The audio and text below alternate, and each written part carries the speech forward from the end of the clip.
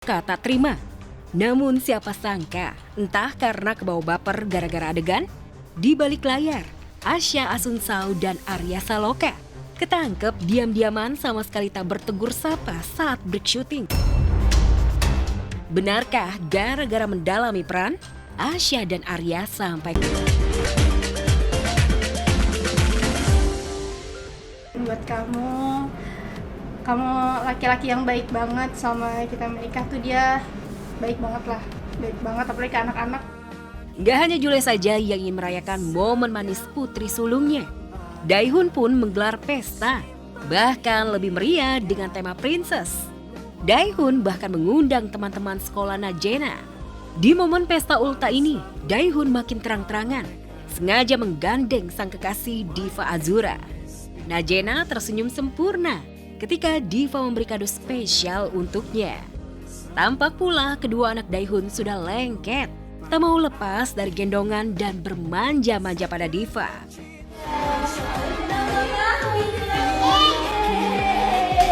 Aku spill aja di sini.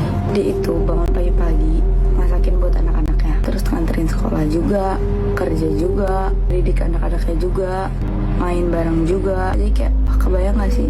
Bahkan dia sampai join grup sekolah anak-anak. Dia cowok satu-satunya.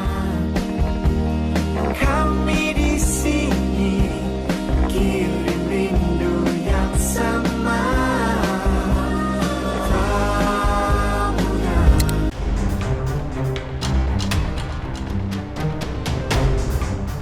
Merasa dibohongi Sena, Davina murka tak terima. Namun siapa sangka, entah karena kebawa baper gara-gara adegan, di balik layar, Asya Asunsao dan Arya Saloka ketangkep diam-diaman sama sekali tak bertegur sapa saat break syuting. Benarkah gara-gara mendalami peran, Asya dan Arya sampai ke bawah marahan?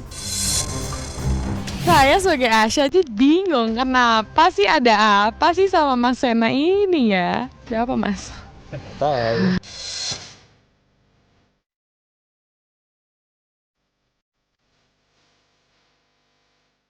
Ya, meski tak ada jawaban pasti dari Davina alias Asya. Yang pasti Arya Saloka selalu punya cara menyatukan chemistry dengan lawan mainnya. Meski Asya terpaut usia jauh lebih muda, Arya punya jurus jitu mencairkan suasana dengan bercanda. Saat kami temui di sela-sela wawancara, Arya tak sungkan-sungkan mencoba menggoda Asya dengan canda. Coba, oh. Ya? Oh iya itu. Oke. Loh, Sena yang ditanya. Kalau dari Mbak sendiri gimana? Mulutnya di sini.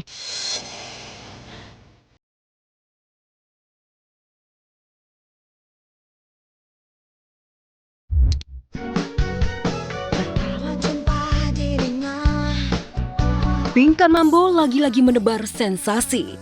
Setelah drama ribut cerai dengan Arya Khan, tak lagi ngamen di pinggir jalan dan tidak jualan donat online.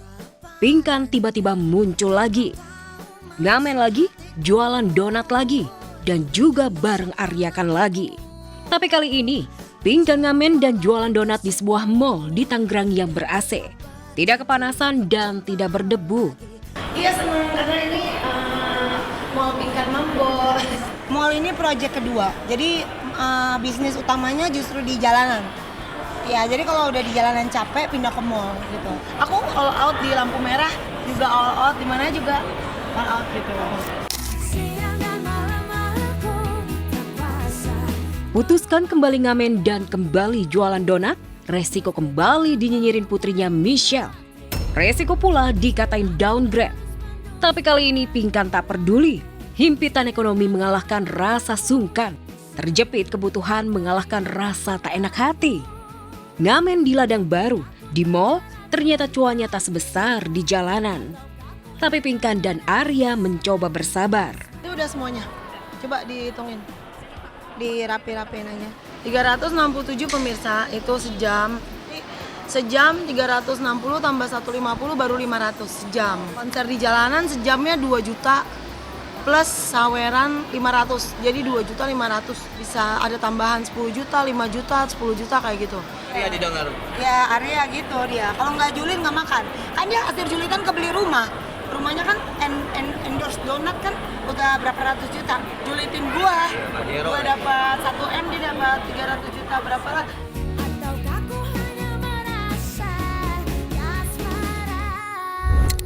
Ini ada gebrakan yang lagi dilakukan oleh Ria Ricis dengan melakukan olahraga ekstrim canyoneering atau turun tebing air terjun. Berhasilkah Ricis menaklukkannya? Yang mau tahu perjalanan dari Ria Ricis tetap di Slap Audios.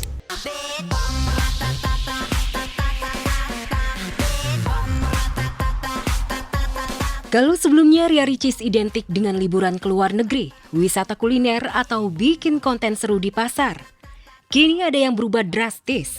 Ricis jadi hobi dengan aktivitas menantang.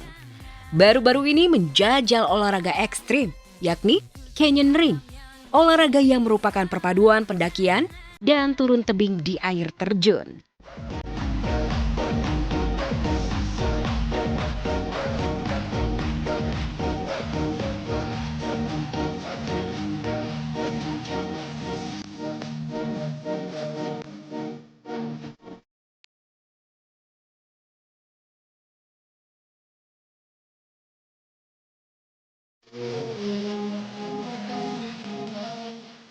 Canyoning, nah itu tadi bukan rafting. Kayak apa sih gelantungan-gelantungan gitu, aku juga gak ngerti. Lagi happening juga.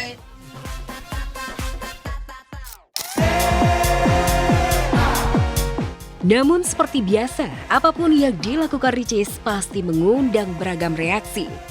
Sebagian netizen memuji keberanian Ricis yang menunjukkan sisi petualang.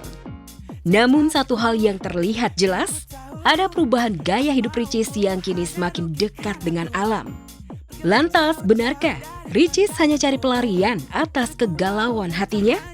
Terutama dalam mencari pendamping hidup? Atau Ricis lagi butuh banget validasi?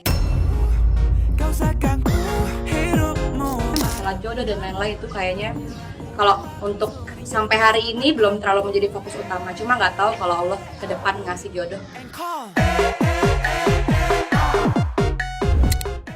Ya, kalau kita sih cuma bisa meringis dan gigit jari ya pemirsa melihat aksi dari Ria Ricis yang tidak ada takut-takutnya. Kali ini Ria Ricis menjajal canyoneering ya, yang bagi sebagian banyak orang ini disebut adalah olahraga ekstrim. Dengan bergantung di sutas tali di air terjun yang sangat deras. Emang doyan banget nih Mama Icis menantang maut, tapi kalau saya disuruh pilih ya pemirsa, pilih olahraga menantang maut atau menantang jodoh nih untuk Ria Ricis. Pastinya ini adalah pilihan yang sulit ya. Oke pemirsa, pastikan selalu update Slap On News ya hari Senin sampai Jumat jam 11:30 siang waktu Indonesia Barat. Hanya di MNC TV, rumahnya seleb. Sekarang waktunya untuk saya James Purba pamit.